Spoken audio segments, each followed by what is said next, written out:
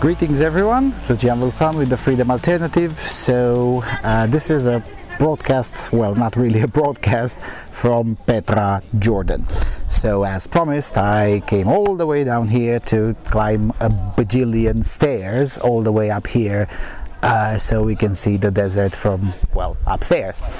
Behind me there's a monastery. It's about 1800 years old, give or take.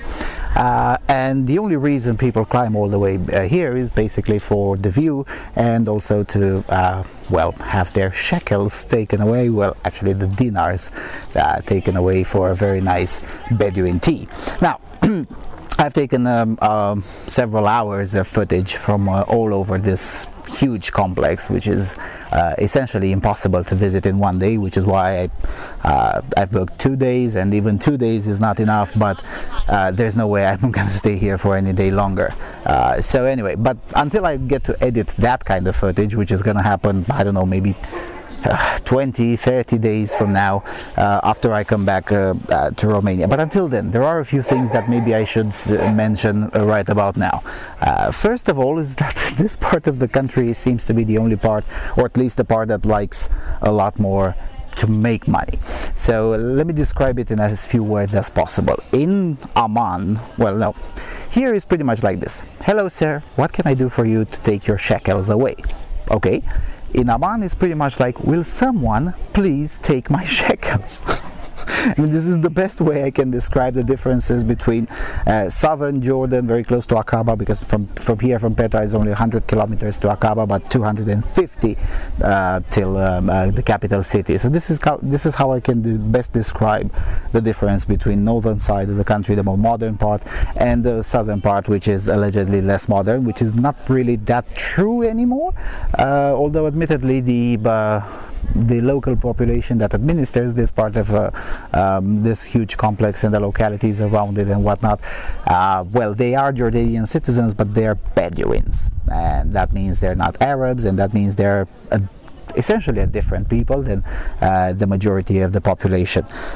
So yeah, some of the things that maybe I should mention as a difference from the capital city. Oh yeah, the place is a little bit, well, a little bit more than a little bit expensive. It's expensive as hell. Admittedly, again, the whole area lives off this particular place where the tourists flock, so I guess, yeah, it's pretty much the way it is. Yeah, the desert is really hot. All the reviews that you're gonna read on the internet that says, oh, you should take thicker clothes and whatnot because it gets cold in the night, all nonsense. I mean, as we're in October, it's October the 3rd when I'm taping this, probably gonna be October the 5th or the 6th when you're gonna see this. But you know, last night the temperature in the middle of the night, the coldest period of the night, was like 23-24 degrees Celsius. So that's very far away from cold. So you know, all the reviews that you're going to read on the internet are mostly nonsense. I mean, I don't know who the hell writes those things, but they're really off when compared to reality. Same things with many places of housing here. I mean, if you read online, they'll say, oh, it's very expensive to book a hotel night here and whatnot. Actually, it isn't.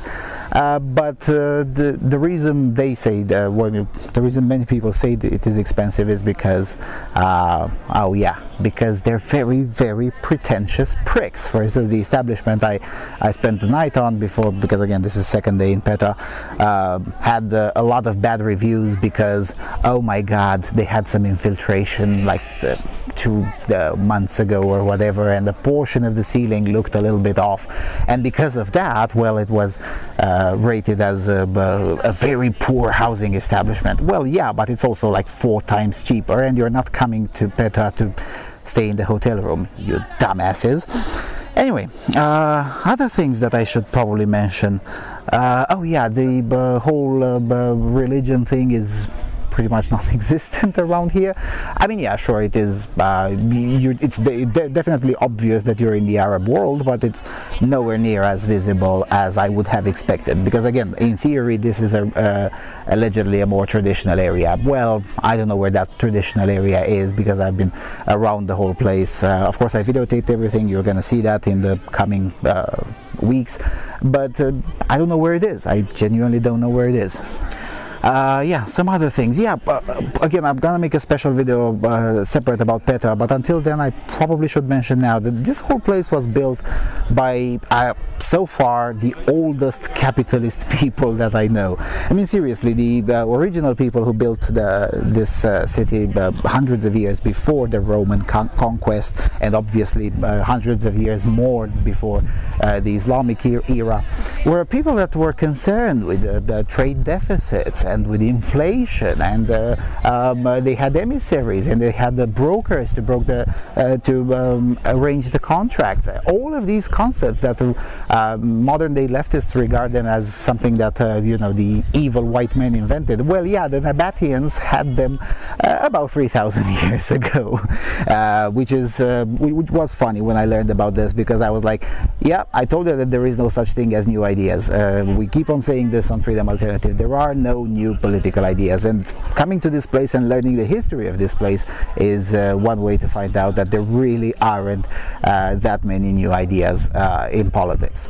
Anyway, I won't go through the history of Petra right now, because I would rather spend a bit more time getting a bit more footage, but I'll definitely tell you the whole story of the place. It's a lot more interesting than it looks on the internet, but that's because most of the people who came here, and even previous vloggers who came here, they were interested in, oh look, this looks shiny, oh this looks nice, isn't it nice?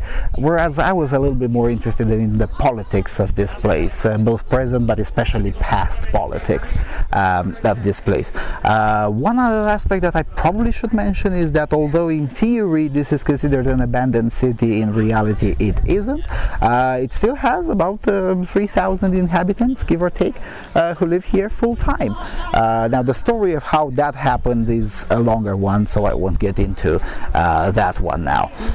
Frankly, I have a lot of things to say, but well, I have to be at the bus stop, well actually at the bus station, to get back to Amman, and I have to be there, and it's about 7, maybe 8 kilometers downhill. So behind this monastery there are about 1,000 steps downwards, and it's a very long journey and you can only take it on foot. Well, you can climb up a donkey, but I wouldn't recommend that to anyone, quite frankly.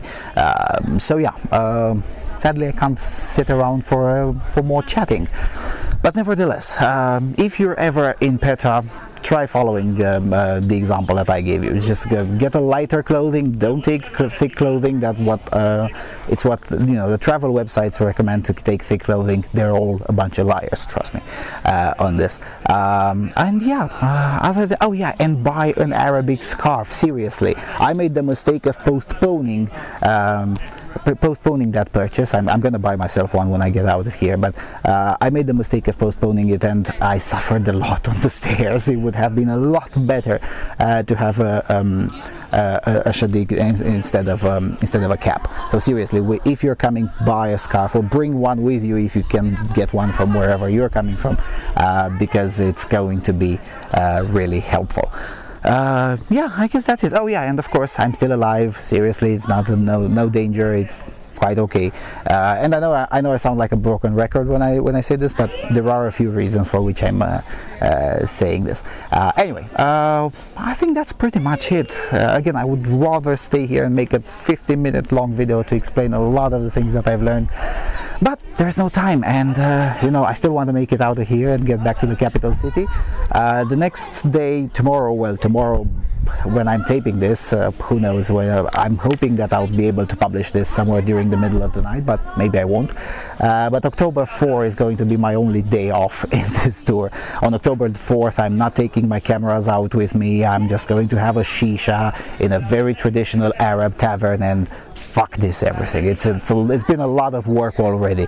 And then on October the 5th, I'm gonna try my luck to cross into Israel through the LMB bridge. It's going to be quite an odyssey odyssey to do that in and of itself. I've never done it before, but now I'm going to try to cross it on a terrestrial ground, and apparently, I mean, they're just even less than 100 kilometers between Amman and Jerusalem, but during that journey it's going to be quite an odyssey in and of itself, because there is just no direct means of transportation. So you have to go from Amman to the border, and then go out from Jordan, then to the no man's land, and then get into, well, Israel controlled area, but not really Israel, then another.